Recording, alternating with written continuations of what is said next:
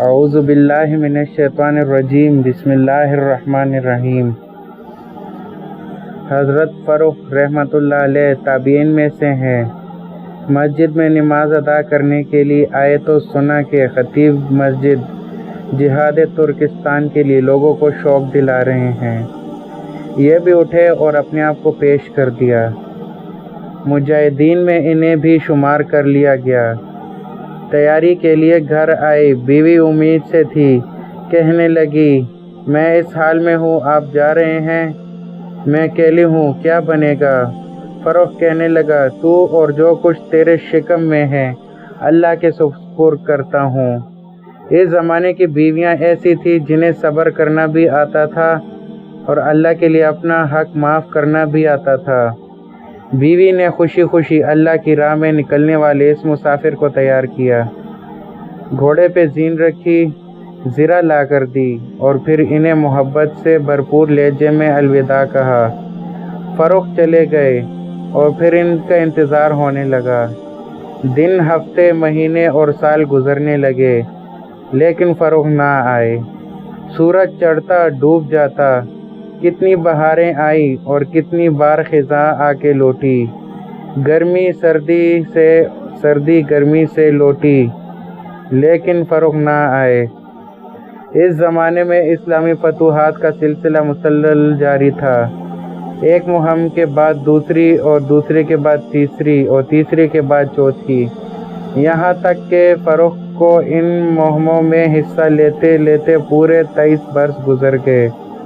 کبھی پتہ چلے کہ شہید ہو گئے، کبھی خبر آئے کہ قید ہو کے رہ گئے اور کبھی یہ سنائی دے کہ زندہ ہیں۔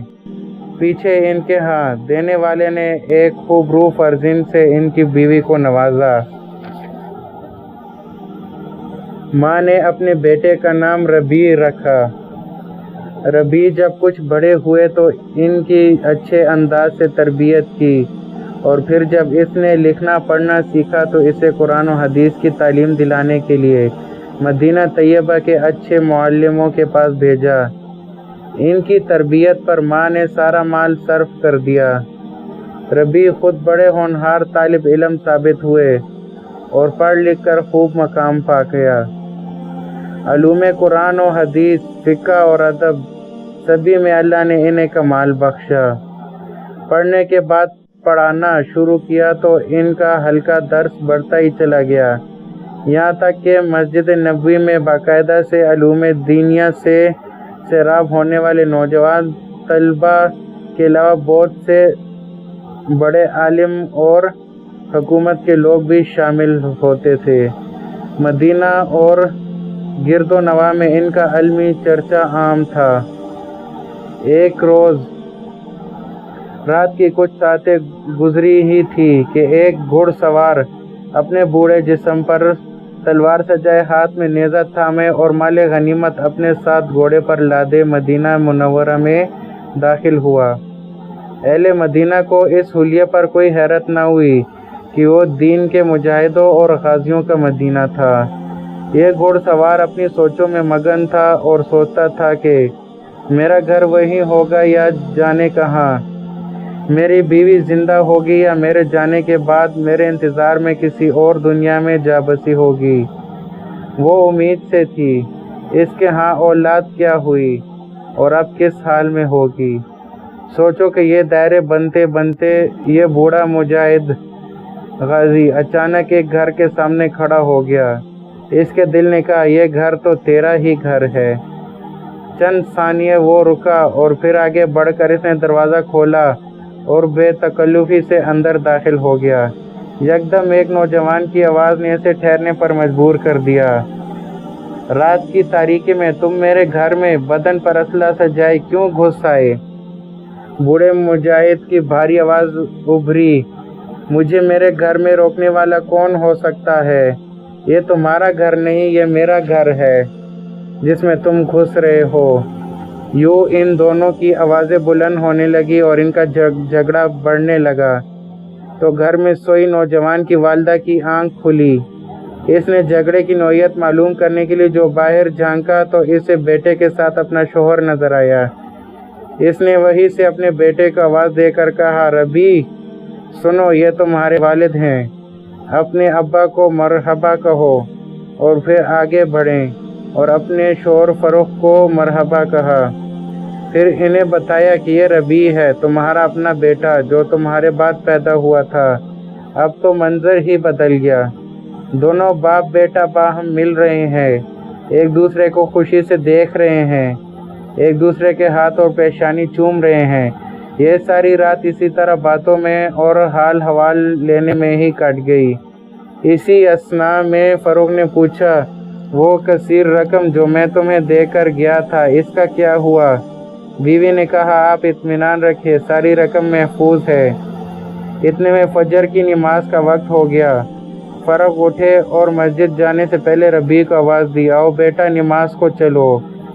उम्मे रबी ने इन्हें बताया कि रबी तो बहुत पहले मस्जिद चले गए हैं। ये मस्जिद में पहुंचे थे, देखा कि मस्जिद भरी हुई थी। नमाज पढ़ी और फिर सब लोग अपनी अपनी जगह पर अदब से बैठ गए और अपने इमाम से दर्स सुनने लगे। इनमें आम नमाजी भी थे, नौजवान तलबा भी थे और बड़े बड़े उमैदीन सल्तनत भी दर्स में शामिल थे। सभी बड़े शौक़ से सुन रहे थे। फरोख भी अपनी जगह बैठे ये दर्स सुन रहे थे और खूब महफूज हो रहे थे, लेकिन पहचान ना सके ये कौन बुज़ुर्ग है जो इतने प्यार से दर्स पढ़ा रहे हैं और इतना आला और उम्दा दर्स दे रहे हैं। यहाँ तक कि दर्स ख़त्म हो गया। फरोख ने अपने पास बैठने वाले से पूछा, दर्स देने वाले ये रफ़ीकुल मकाम आलिम कौन थे? इसने हैरान होकर कहा, सारा मदीना इनको जानता है, आप इनको नहीं जानते? ये हमारे इमाम रबीअतुल राय हैं। इनका असल नाम तो रबी है, लेकिन दीन की फ़ुक़ाहत में अल्लाह ने इनको वो मकाम दिया कि जहाँ किसी को कोई इल्मी मुश्किल पेश आए वो इनसे पूछते हैं और इन्हीं की राय को अहमियत दी जाती है। इसी वजह से लोग इनको रबी के बजाय रबीअतुल राय कहते हैं। फरोख ने कहा, लेकिन तुमने मुझे इनका नसब बिन फलां वगैरह तो बताया ही नहीं। तो इस शख्स ने कहा, हाँ तो सुनो, ये हैं फरोख के बेटे रबीअतुल राय। ये सुनते ही बूढ़े फरोख की आंखों से आंसू छलक पड़े। वो दूसरा शख्स ना जानता था कि ये आंसू क्यों बह पड़े। फिर जल्दी से फरोख घर आए और खुशी में फूले अपनी ज़ौजा से कहने लगे, मैंने आज तक इतनी इज़्ज़त किसी की नहीं देखी जिस कदर हमारे बेटे रबी को अल्लाह ने दी है।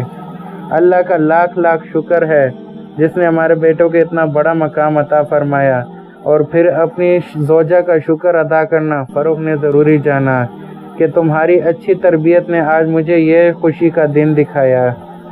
बीवी ने कहा, आपको बेटी की ये अज़मत और शान पसंद है या वो 30,000 अशरफियाँ जो आप जाते हुए छोड़ कर गए थे?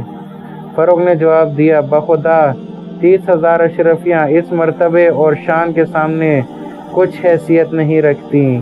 बीवी ने कहा, तो सुन लीजिए, वो सारी रकम मैंने अपने बेटी की तालीम और तरबियत पर सर्फ कर डाली। फरोख मुस्कुराते हुए गोया हुए, अल्लाह की कसम, इन सोने की अशरफियों का इससे बेहतर इस्तेमाल और क्या हो सकता है। दोस्तों, अगर आप लोगों को ये वीडियो अच्छी लगी हो तो आप हमारे चैनल को सब्सक्राइब करें ताकि आपको हर नई आने वाली वीडियोस की नोटिफिकेशन मिल सके। ये कहानी हमने जिस किताब से ली है उसका नाम है हर वाक़या बेमिसाल। इस किताब के मुसन्निफ़ ने इसमें 101 किताबों से मुख्तलिफ़ दिलचस्प वाक़यात लेकर इसमें बयान किए गए हैं। तो इंशाअल्लाह हम एक एक करके वो सारे वाक़यात आपके साथ शेयर करेंगे। तो लिहाजा आप हमारे चैनल को सब्सक्राइब करें ताकि आपको ये सारे वाक़यात की नोटिफिकेशन मिल सके। जब हम नई वीडियो अपलोड करेंगे तो आपके पास हमारी वीडियोज़